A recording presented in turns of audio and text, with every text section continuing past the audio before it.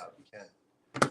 Good evening, everybody. I can see that we have a lot of excited people already ready for the Andy Roddick call tonight. We're super excited. I want to thank you guys for coming.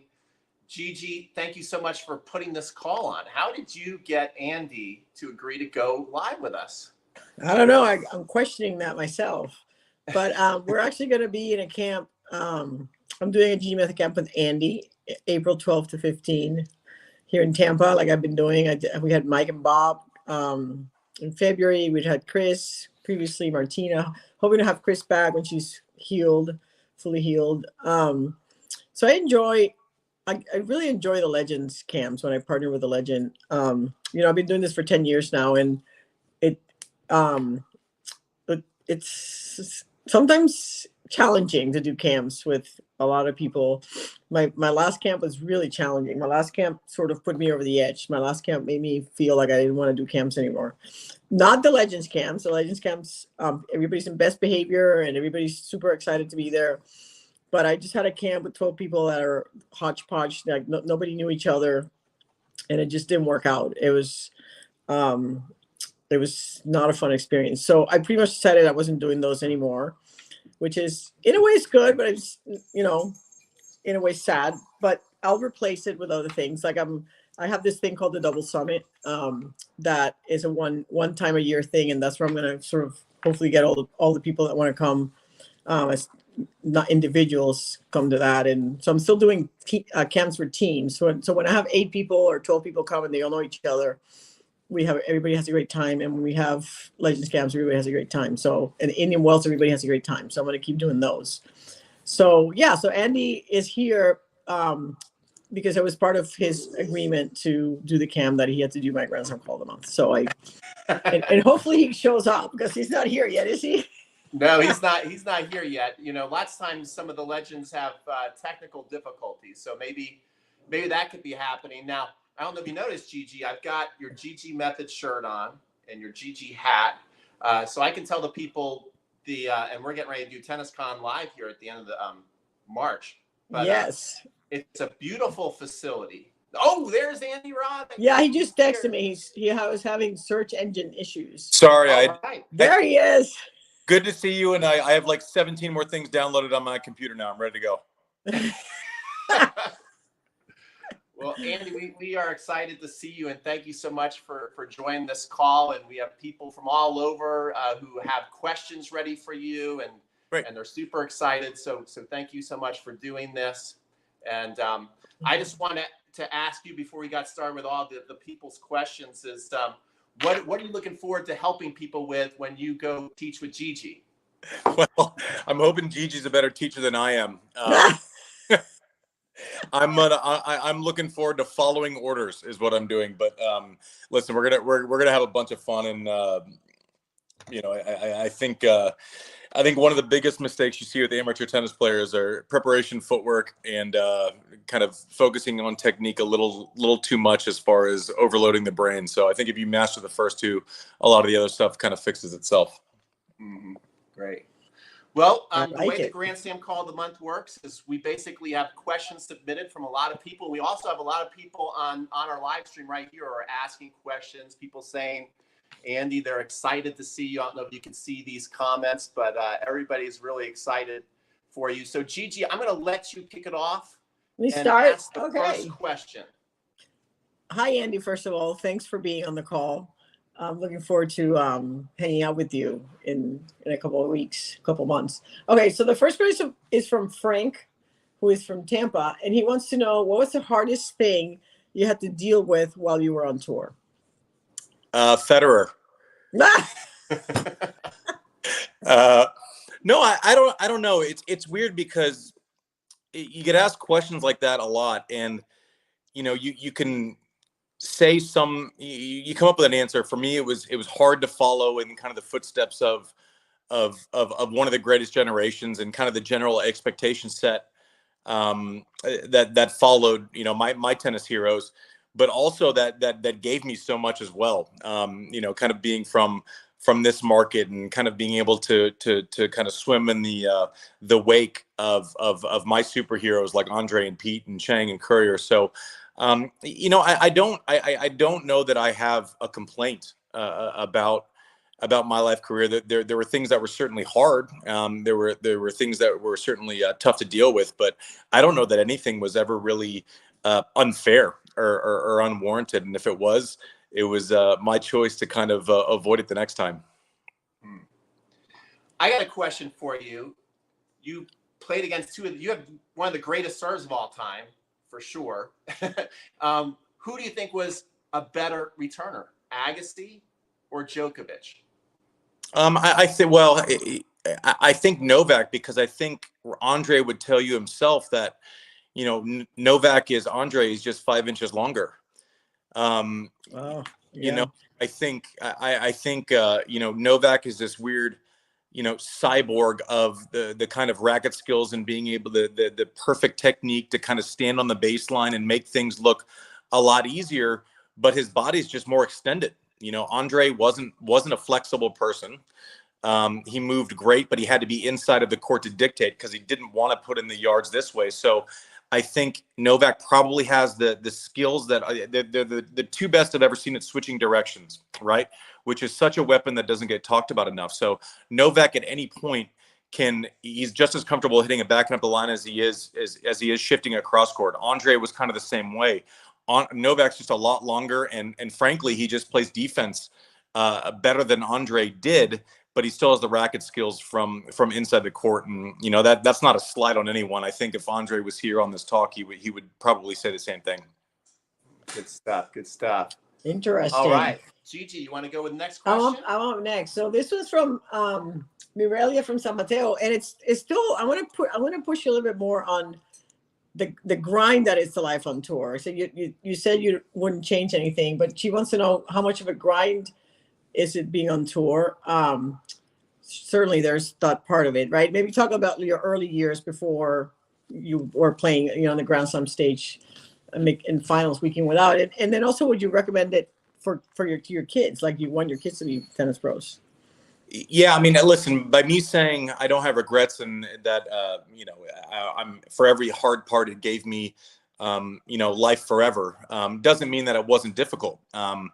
It's funny because people start to get to know you when you're advancing in Grand Slams and you're already taking courtesy cars. But yeah, it's hard. I mean, but I think there's value out in a lot of things. The stories of, traveling to Hong Kong by yourself and staying in a Salvation Army and trying to get enough points to where when the junior tournaments, the big ones come back around in the state and get in the main draw, and you can't pass the ball to a teammate on and off night. The isolation of being on tour. I don't think it's something I fully recognized and gave credit to until I was already off tour. What seemed normal, for me, just because it's kind of what I had grown up with and what I had seen, is seemingly weird when you retell stories back to people who don't really know much about your former life. And for me, I knew there was a huge talent divide with the guys that I was trying to beat for the biggest tournaments. And so, mentally I was obsessed with knowing that at the end of every day, I was like, okay, I wonder what Rafa did in Spain today, or I wonder what Roger was doing today, and did I do more than they did? And it was probably unhealthy to think that way, and it probably shortened my career acting on those thoughts. It's hard. It's really hard, but man, tennis is kind of fair. You go in, you give your best, they give their best, and it's not as if, the music industry where you have a better voice than someone and, someone knows someone's uncle, therefore it doesn't work that way in tennis. You can't blame your teammates. You don't get stuck in a bad market. It's not as if you're a great wide receiver and you don't have a great quarterback. We are kind of, our careers end up being the total of work, perseverance, and kind of a large sample size of ability. So it's really hard. The isolate. Who's that? That's my cat. He likes to come in unannounced. It's very hard. I would say it's any sport. I have an extreme bias, but I also appreciate the fairness of it, and how hard it actually is. I think it separates, which I like. So did you have an entourage? Like, did you have a whole team like they do now, or was it like, what was it back when you were playing? I had a trainer and a coach. You know, I early on, I got good advice to have someone travel for body work. I wasn't the type of person who liked to stay at the courts all day. I normally got there in time to stretch, practice. I would rather, I didn't like staying at the host hotels. I didn't like seeing everyone I was competing against. I didn't like fighting over the eggs with them at breakfast. But no, I always, my parents didn't go to a lot of tournaments. I didn't like them at tournaments. My agent, I always had to stay at a different hotel. I didn't want to be having those conversations. So I did kind of try to create, you know, a bit of an island from the rest of the tournament and kind of only really participate when I was on site. And, you know, luckily I could afford that luxury, you know, during my career. But no, I didn't like a big surface. It was, you know, I see people walking in with, you know, 8 people, and Crazy, right? that would have, I think that would have been a little embarrassing for me, honestly. Like I would have been a little self-conscious about marching through. I kind of like, I normally had 2 guys, and then, you know, when Brooke and I started dating seriously, she would come, you know, a quarter of the time as well. But that was kind of it. Good stuff. Our next question is from Terry from Connecticut, and the question is about your abbreviated serve motion, how you basically came right here.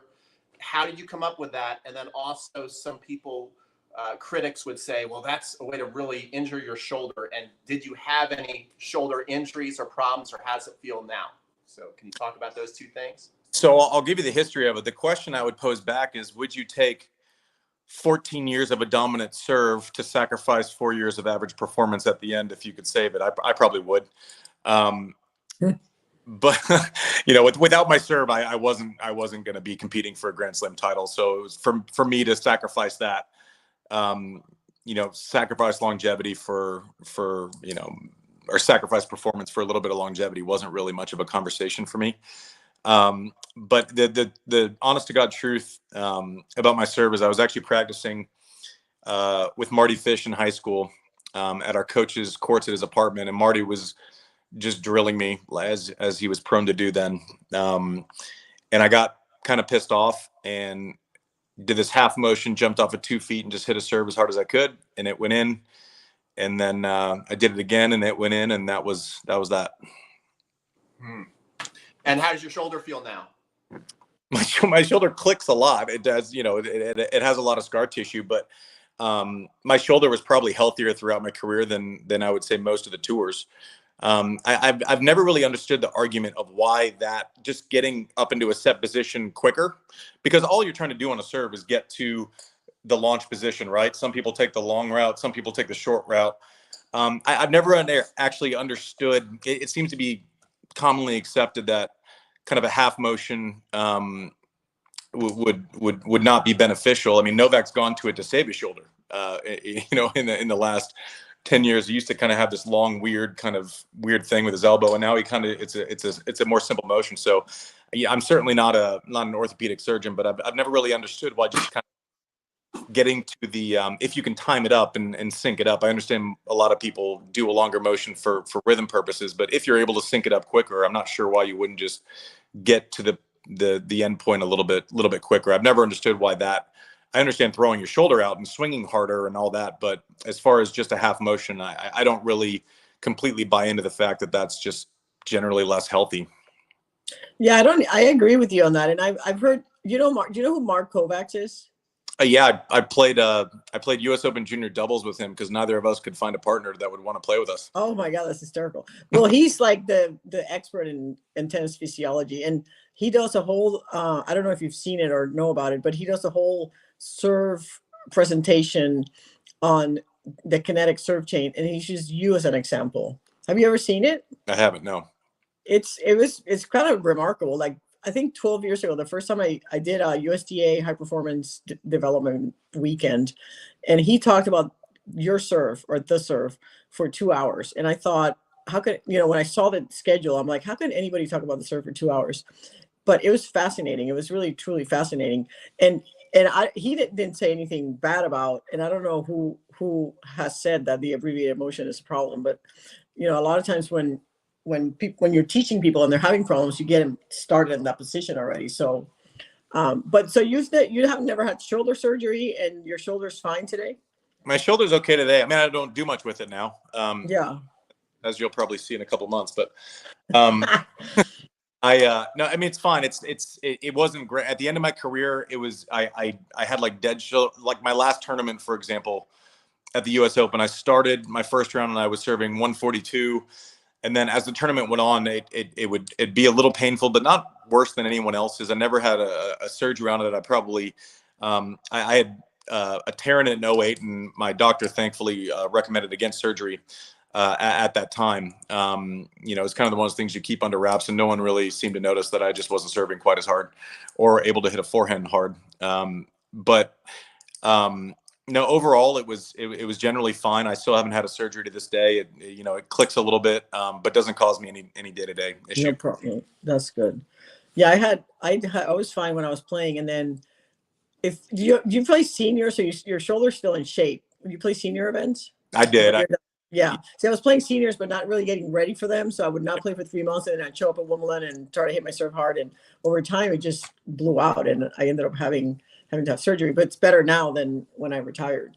But that's a good segue into the next question, because the question was from Wendy in Belmont, and she asked do you have any regrets about retiring so young, given that now people are winning well into their 30s? You think you could have played longer?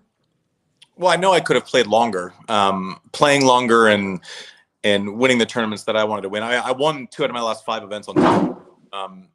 So I knew that I could still play a little bit, but for me, it was the mental toll of training that I felt like I had to do to try to compete with these guys was a lot. I had plenty of different interests that I was happy to get into, and frankly, Gigi, when the only time I ever experienced burnout in my entire career was when I started thinking that I couldn't catch lightning in a bottle and end up in the finals of a slam somehow.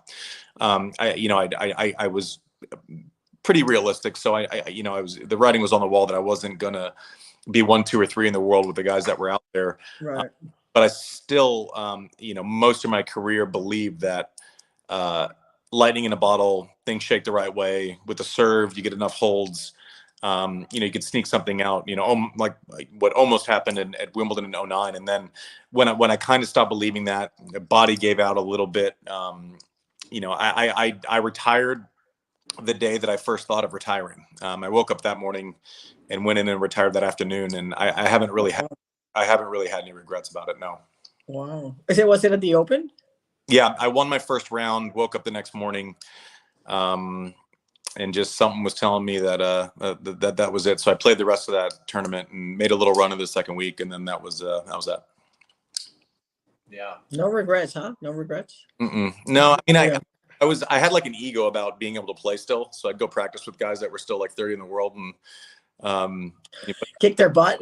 Yeah, I mean for a minute. But it was weird. Like I could kind of satiate my ego with those little things when no one was watching. But no, I don't. The life has been too good for me to kind of second guess it. Good stuff. That last match against Del Potro, right? That was. I remember that's touching seeing you towards the end of the match, kind of get a little choked up. And how was that to play? I think you couldn't play a better person. At least what we kind of see about him to kind of finish your career. Any thoughts on that, playing him for your last match? Yeah, when you talk about Juan Martín, I see myself getting goosebumps just because I just love him so much. Yeah, I mean, he was the you don't want to say anyone's a good guy to lose to, because as athletes, we don't think that way. But looking back, I'm glad he was there for the last handshake. He's someone that I just had so much respect for. We played you want to still see if you can play against the top guys, which he was at that moment in time. Yeah, but it's weird, the emotions. That entire week, it was still. I would kind of break down at weird moments, and it was never really in public. You'd see someone, and then someone would lose second round, and they're flying away, and you're still in the tournament, and your paths don't cross, and you're like, wow, am I going to see that person? Like, is that? And so it was more the kind of the relationship aspect that caused me pause up until I got broken in the 4th set. where, I wasn't exactly breaking Juan Martin at will for that day. So the thought of, oh crap, this, you could be in the last, when you think about it in terms of this could be the last 10 minutes of your tennis life. It got to me a little bit, but, I think, Juan Martin couldn't have been more gracious in that moment. I think he knew that I was a kind of a mess of emotions, and true to form. He couldn't have been classier in that moment. He rarely can be classier in any moment. It's just that's just the way he ticks. Gigi, you want to go next? Is it me? Okay, so this is an interesting one. This is from Jason. He says, would you give up your US Open win and start your career after the big three? No, I don't.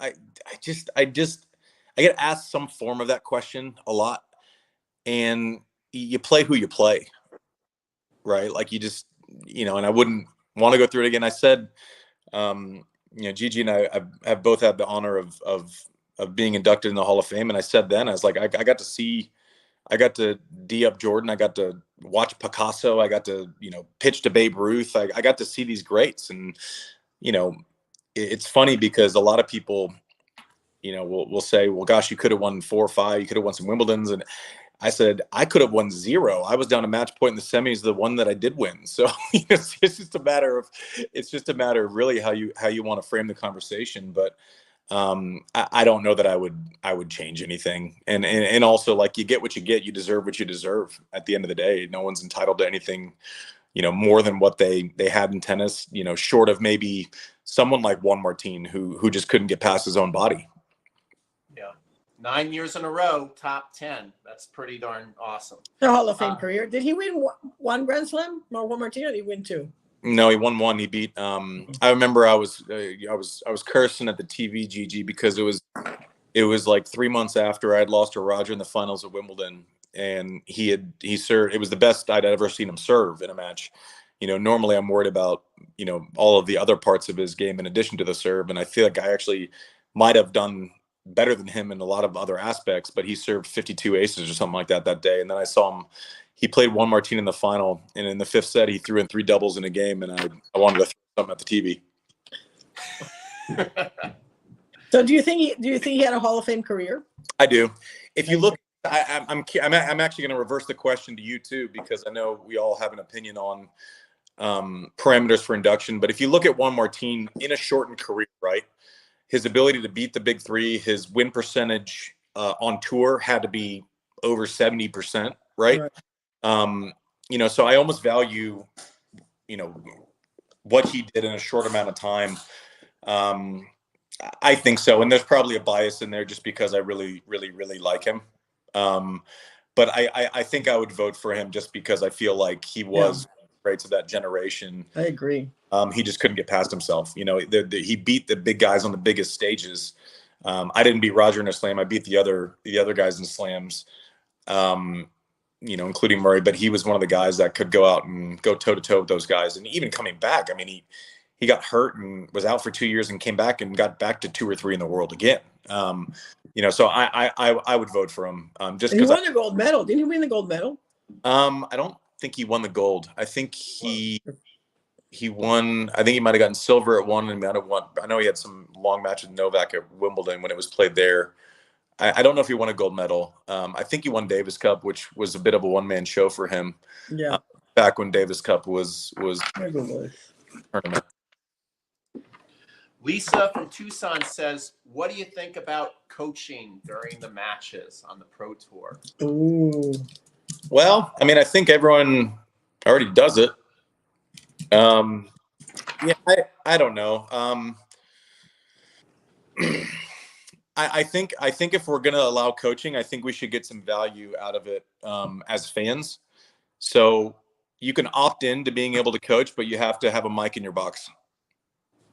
That's what I think the trade-off should be. But I just don't think there's a way around it at this point. I think, I've seen people, coach their entire lives, and I know what their signals are, and I know what their different clap mechanisms are, where they clap like this, and then you see someone, change their return position a second later, and you kind of it's out there. And then I've seen people get called for coaching that they weren't probably coaching. So I don't like the timeouts.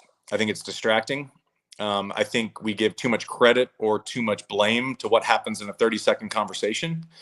I like being able to defend our sport, saying we're the only people that go at it alone. You know, golf has a caddy. In basketball, you have a coach. But at this point, it feels a little bit like a downhill snowball. I'd like it without it, but I think I'm probably at the age where I just like everything the way it was. Yeah, good stuff. Gigi? Yeah, I kind of agree. So Mike wants to know, his mind is boggled by how you handle the pressure at the biggest moments, because it is a lot of pressure being center court Wimbledon, 2 billion people watching.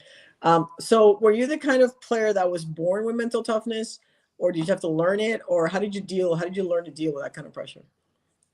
Well, I dealt with it better. I was honestly like more nervous if I felt like I wasn't playing great, like second round of a slam. It wasn't really quarter semis, finals. I probably knew I was playing okay. The moment bothered me less than confidence in form, confidence in fitness, or any other factors. Those would make me probably more nervous or get tighter. If I wasn't confident in one of those elements. If I was, then it was just a matter of kind of rolling them out and doing it. You still get nervous. And I certainly, played well at times under pressure and played badly at times. But I think it was less about the moment and more just about kind of where I thought I was as far as form. So did you have like mental tactics that you meditate or breathe, or like anything you could share with people? Yeah, I was big on rituals, right? I wanted kind of the brutal thing about tennis is, the thing I miss the least, they say, do you miss tennis? I said every day. They said, okay. Well, I said, I don't miss waiting. You can be second on after 7 at US Open night session. That means you could be on at 8:15 or you could be on at 11:30. But the entire time you have to be the appropriate amount of hydrated. You have to be, the food eaten the right way. And so kind of having that 30-minute cycle where you focus, the only thing I felt like I could control was creating a habit and a ritual around kind of when it was go time. So that short 10 or 15 minutes in between. So I was huge on rituals before matches, where I ate. I wanted to create like a 3-restaurant groove where it was kind of familiar. And then when I was on the court, the pacing between points, I wanted to be pretty similar. So in a world where a million things are out of your control, I wanted to at least feel like I was probably lying to myself, but I wanted to feel like I could control things. A lot of that was through practice rituals.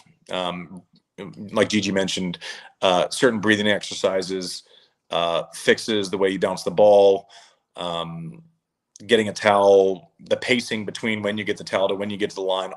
When all of those things are consistent, generally the moment matters less than the ritual. So what was your oddest superstition? I don't know that I didn't have anything like, this is not answering your question, Gigi, but it's just too good to pass up. So I had a coach by the name of Jimmy Connors, and he had this thing where like he would only, when he was playing at the US Open, he could only drive the same route. So, and if the route was like full of traffic and was going to take 2.5 hours, in his mind, that just meant he had to leave earlier. Oh my God. And to the point where we used to mess with him because he would, order like a Coke at dinner and he would have it in a certain spot and he'd go to the bathroom and I'd move it across the table. And he eventually looked at me and he was like, Andy, I know I'm weird. I know it's messed up. Don't move my stuff ever again. I was like, okay. But so I don't think I had anything that extreme. I think it was, I think everything I did as far as superstition was probably pretty benign. So what were your 3 go-to restaurants in New York? You said you had 3, a cycle of 3, right? Yeah, it was sushi. My favorite place, I would rotate sushi, Campagnolas. It's a place that actually Andre took me for the first time when I was young. And so Frankie D's the maitre d'. He's the kind of guy that like shakes out his like cufflinks all the time, like one of those deals. And Yeah. so Andre introduced me, and then from then on, it kind of was like family. I remember I finished late in the semifinals of the U.S. Open in 2003, and I remember someone making a call. I was like, "We're going to get back late." I think I had a 4:00 time the next day. It was back to back. That was when it was Super Saturday, and I remember I've been going there a couple of years at this point, and Frankie showing up at my hotel room with just these tins full of food because he didn't want any wasted energy, and he knew that we had to get to business tomorrow. And so that's great. That's I've been cool. going for a million years, and that's my number one place, to the point where my wife and I had our first date there. We met each other's families for the first time there. We even went back this past year for our anniversary again. So Campagnola is my number one, and the rest are kind of just different options. That's cool. That's very cool. We got a question from the live stream from David, and I really like this question, especially because it seemed like, Andy, besides you being a great player, right away you had star power. Jimmy Connors had star power. Why can't we promote tennis better to the public? What do you think is missing? Is there anything missing? I don't know how to answer that. I think we were probably just loud and obnoxious until we weren't. So it turns, kind of a polarizing tick, and then when you calm down and can complete sentences, then we'll start banging the maturity drum a little bit. Jimmy's the strangest star I've ever seen, because you get him away from his arena, right? And he's very quiet and shy and soft spoken. When we worked together, I don't know that he ever yelled. So it's just weird to see how it manifests differently in different people. I loved playing. I loved the moment. I loved the electricity of New York. I loved when it felt like a battle. I certainly wasn't shy about things. And I also think the one thing that I was able to get away with, and I hope that players can still get away with, is being pretty honest in press. It seemed to serve me well, whether you liked me or you didn't like me. I hope no one ever felt like I was trying to help a bridge. So I think that the Netflix documentary, the more things that we can do to take things and have like a soft landing for interested new tennis fan, the better. I kind of had this strategy early on. You out of a pie chart of days, let's say you have, I don't know, I'm making it up, 20 days where you have to do things throughout the year for sponsors, press, whatever, different opportunities. For me, I knew I was going to see, Tennis Magazine. I was going to see throughout the year, and I could make time for them on site. So for me, it was more important to kind of maybe introduce myself to outside publications, whether that was a Rolling Stone or a GQ or people that weren't really that interested in tennis. And I think that was probably the right strategy. But you certainly, you would get the kind of the guilt phone calls from the mainstream tennis media when you chose to spend your time that way. But I think if I had to do it again, I probably would. All right.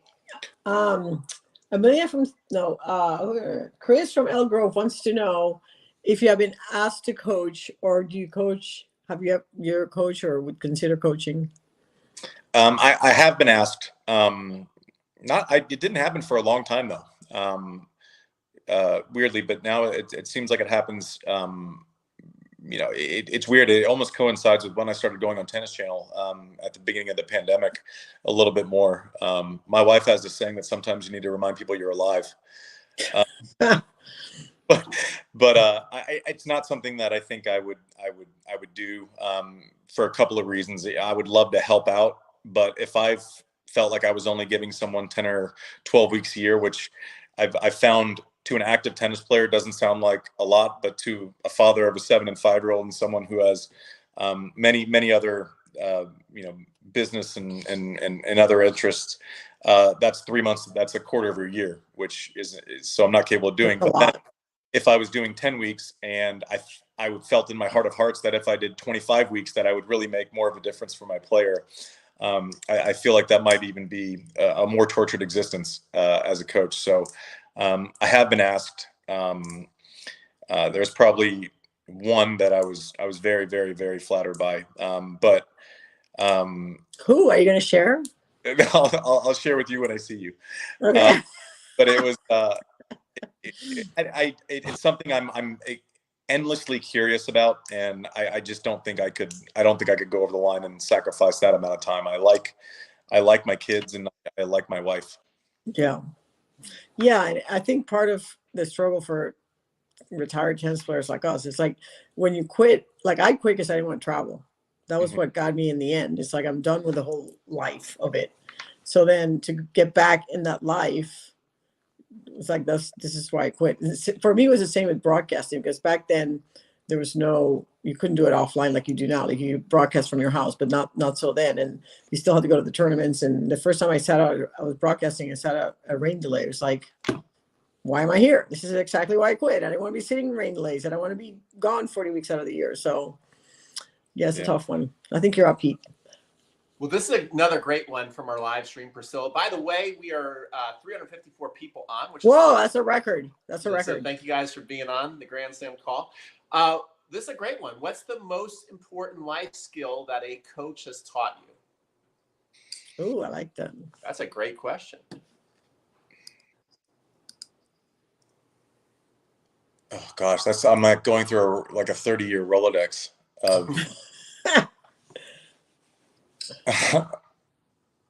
of advice. It's weird. I don't know that I would say like a tennis coach has probably given, the best advice ever. I think some of your contemporaries will give you pretty fair advice sometimes. I think the best thing you could ever have is an honest friend, because it kind of so there were certainly behaviors that I wasn't really, looking back, super proud of from early in my career. And so I honestly, my first thought was like, as far as the tennis world, so this is not, your parents and your teachers and, the people that actually shape, your character when you're young, but having a friend like James Blake, who, after I did something, liked me, we're friends to this day, really close. And he would say, dude, you kind of acted like a butthead out there, and, you should probably apologize to whoever you need to. I'm thankful for that voice in the room. It always kind of stung a little more when it was from someone that you really respected. But I don't know. I think the best piece of advice I think I ever got, my dad was a farmer from Wisconsin who then decided he believed in 10-minute oil changes. But his big thing was, he always said, surround yourself with smart people and ask a lot of questions. He had this saying, only be dumb once. So if you don't know the answer, find someone who does. And that's something I kind of, I try to practice to this day. That's good. There's one from Craig here from Madison, Wisconsin, and it's related to like American tennis and Taylor Fritz specifically. Do you think Taylor Fritz is the top American? And I also want to know if you think he can win Grand Slams and overall state of men's tennis in the U.S. Well, I think if Novak slips, and it's weird because we always assume someone's going to be what they are for 3 more years, but that's not generally the case. I don't think anyone's going to win much when Novak's in full flight, except for maybe Rafa and Clay if he can do it again and get healthy. But if legit, like, imagine if Novak wasn't in the conversation right now, yeah, there'd be 10 people who could win. I think Taylor has proven that he's one of them. I've been amazed by Taylor's progress, because normally, when people become or are top 5 players, he came out of the gates hot, and then he kind of plateaued, and then he kind of went down a little bit. And there were some pretty obvious things about his game that caused pause, right? His movement was okay. The strategy was okay. The errors, when they came in bunches. First serve return was pretty average. And so it put a lot of pressure on him to kind of create in the way that, and I give Mike Russell a lot of credit, because Taylor hasn't sacrificed the aggressive mindset. He's just hitting to bigger spaces on the court. He trusts his weight of shot to get through the court. Taylor from 2 feet hits it as hard as any person on the planet.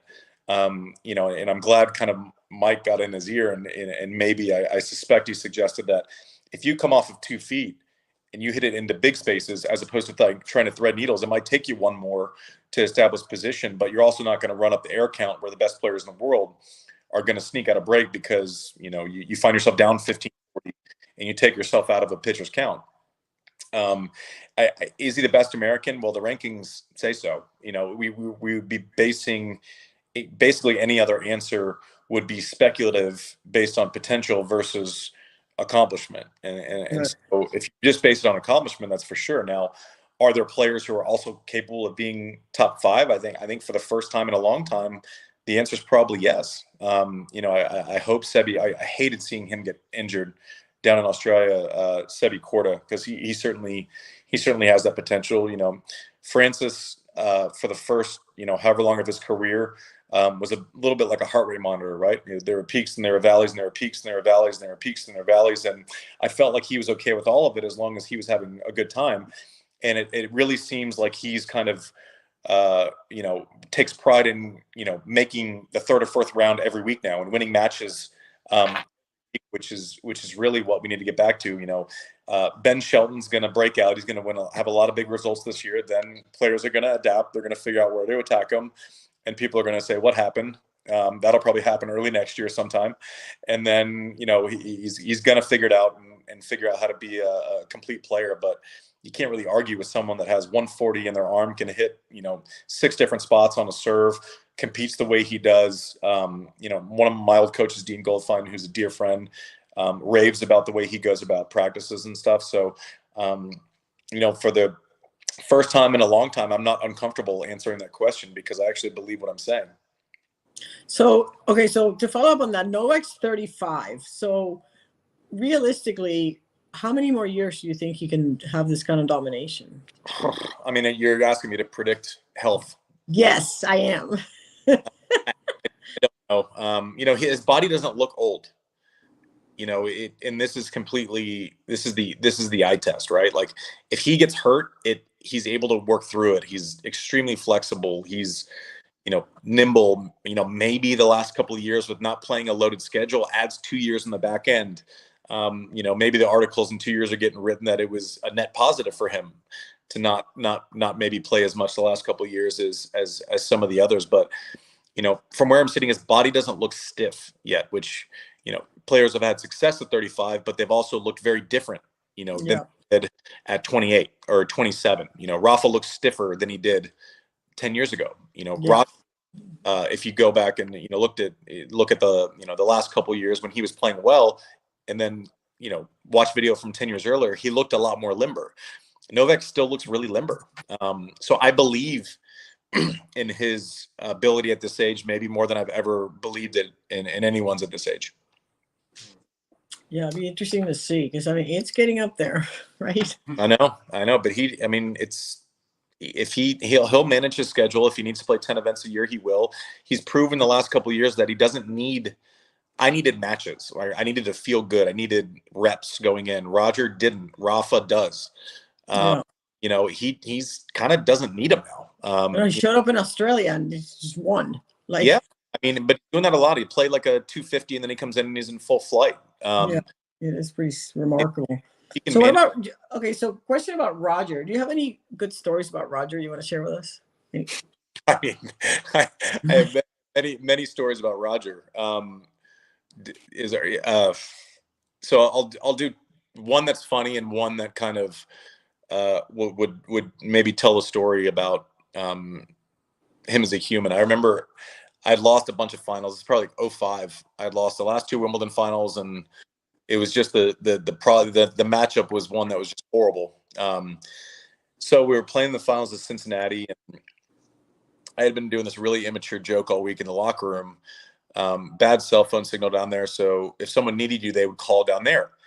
And so I would do the thing where I'd tell someone they had a phone call, and there'd be like a little bit of shaving cream on the end of the phone, like up top. So, you know, most people would do it and they wouldn't notice it, you know, they'd be like, oh, you know, screw, you know, ha ha ha. And so I was like, no, screw it, I gotta like mix up the mojo. Maybe I'll just mess with Roger a little bit before the final. So it's like maybe an hour before we're on. And so I'm like, kind of laughing to myself. I walk in the locker room. I was like, "Hey, Roger, someone's on the phone for you." He's like, "Well, who is that?" I'm like, maybe it's America. I don't know. And so he goes, "Oh, okay, cool." So he walks over, does it. He's like, "Hello, hello." I hear him from the next room. He keeps going, "Hello," and then he hangs up. He walks back in.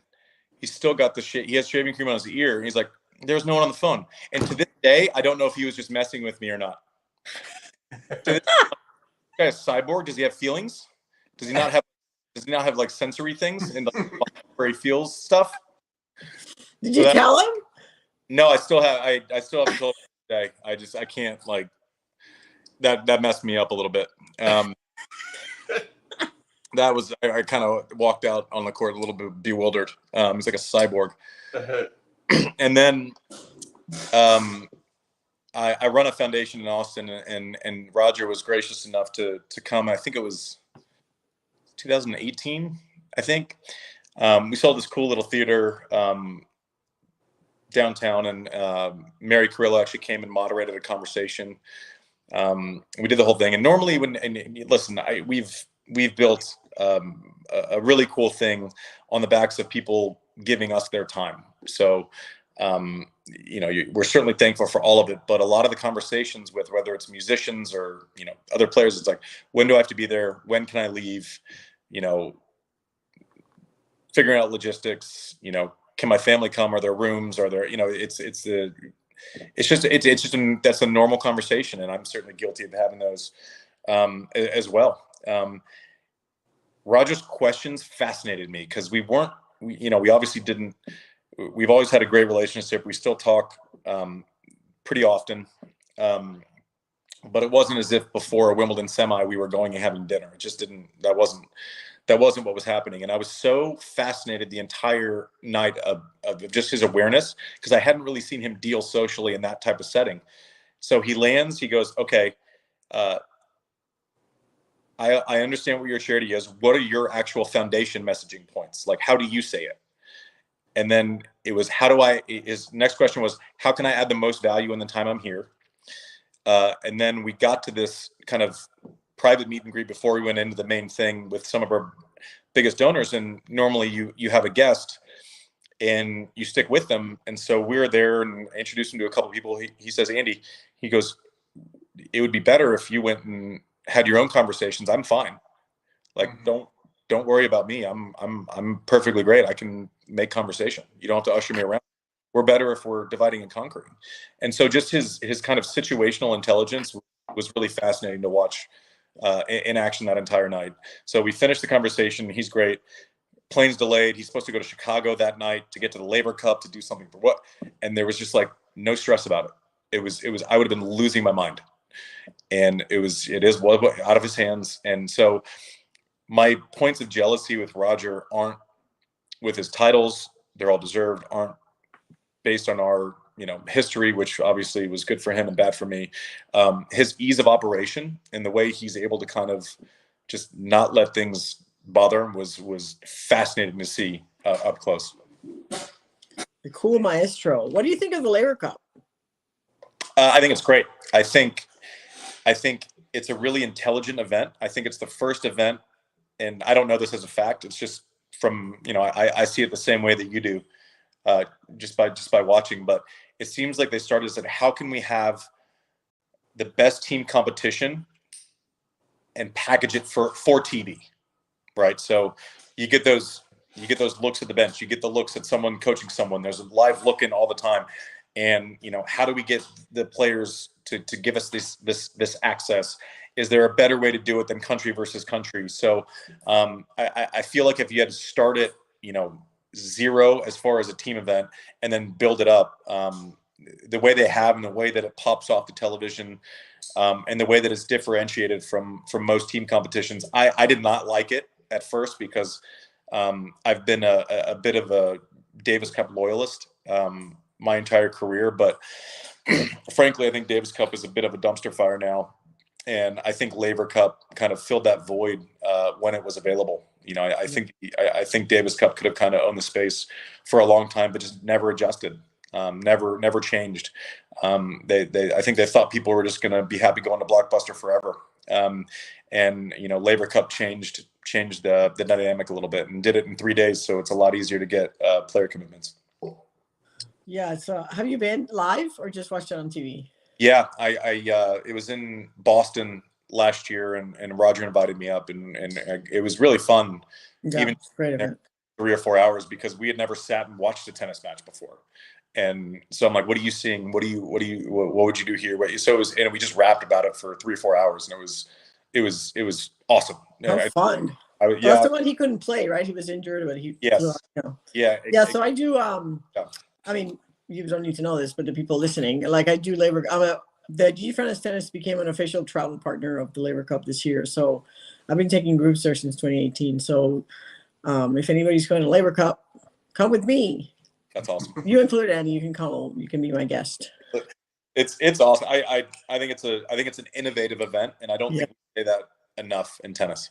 Yeah, it's my favorite. Like I don't know about you, but I have a hard time watching tennis, and this is like the one event that I could actually sit and watch a full match without just being bored. Frankly, it's like repetitive, right? It's hard to watch tennis when you played it, but it's the format, the scoring mechanism that they use is, to me, is what makes it so exciting. Like every point counts, and third set tiebreaks are super exciting, and it just seems it was pretty clever how they came up with it. Yep, I agree. Yeah. There's been a couple questions on kind of like, who do you think is next? And then this one from Josh says, what are your thoughts on Alcaraz? Man, Alcaraz has a lot of game, and it's strange because he just comes out and like punches you in the mouth, right? So he just, I mean, the U.S. Open last year, I was amazed by how aggressive he is, right? He just comes out, and he's just, it feels like he's just trying to come out and hit winners, and he has knockout power on both sides. He's the fastest guy I've seen on a court since maybe like prime Leighton Hewitt. Maybe something like that on the men's side. I don't even know that he has a plan B yet, right? When he figures out how to kind of like Novak his game, where he's going to go into lockdown mode, and he has the speed, and he has the technique, and he has the stroke production to be able to do that. I think we've scratched the surface with him. I love hearing him talk. I love his humility. I think it's a gift to tennis that he's coming along as the big three and big four are on their way out. And credit to Juan Carlos Ferrero, because most kind of celebrity tennis coaches kind of pick up with someone who's already established.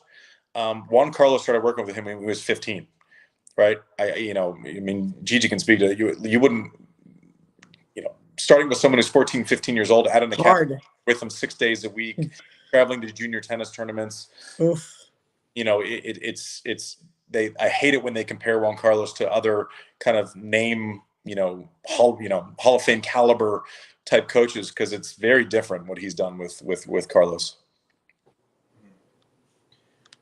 What are you doing now? Question from Patty Broth. A lot of naps, Patty. Well, you're a dad, but yeah. I have the fourth most important opinion in our house daily. No, life is great. I mentioned our foundation earlier. We specialize in after-school summer programs. We serve 55,000 kids a day in the central area. Our staff is amazing. We were voted the best out-of-school time program nationally in the country in 2019. Right before the pandemic, made it clear that we had to shift our model. I work a lot. Co-founded a couple companies currently. Angel invest in over 40 companies. Started in real estate while I was playing, and have kind of gone into things that make a lot less sense on a balance sheet. But I love working. No day is the same. Every day is different. But I jump out of bed in the morning and kind of look forward to whatever's ahead. That's great. We've been going a solid hour. Unless you have any other questions, Gigi, I'd like to ask you guys about the camp. And Gigi, I'll let you take the lead. I got to go hang out with Gigi and the Bryan brothers, and I can tell you, Gigi's camps are awesome. And one of the best things about it is kind of what you're experiencing a little bit tonight. All the stories that you get that you're just not going to get anywhere else. And they get even better, I think, when you go out to dinner with these people. So Gigi, talk about your camp with Andy and what you think it's going to be like and what people are going to get out of it.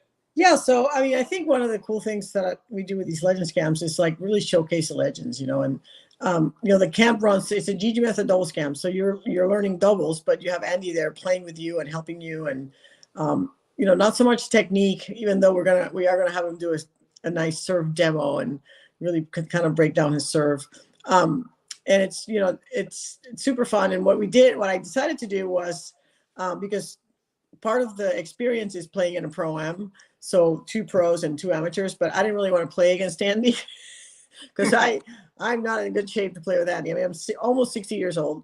So I brought in Mike. Mike Bryan's going to come in to do the pro-am. So you'll get to play with Mike and Andy, which I think will be a lot more fun for Andy as well. So yeah, super fun time. We have lunch, we ask tennis questions, we have dinner, we ask all kinds of questions. And it's a really fun time here in Tampa. And what are the dates? It's April 12th to the 14th, and Andy's coming in on the 13th, and he's spending the 13th and the 14th with us. Nice. And then they just go to your site, Gigi Fernandez. Yeah, gigifernandeztennis.com, and there's a pop-up right. You'll see it. Easy to find. Great. Well, this has been so awesome, Andy. Thank you so much for coming on. This has been an amazing hour. And Gigi, is there anything else you'd like to say before we? I just want to thank you everybody for coming, and particularly Andy, thank you for sharing with us. I'm looking forward to getting to spend some time with you, and appreciate you making the time to come down to Tampa and hang out with us.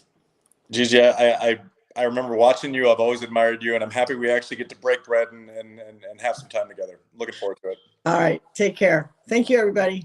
Night, everybody. Bye.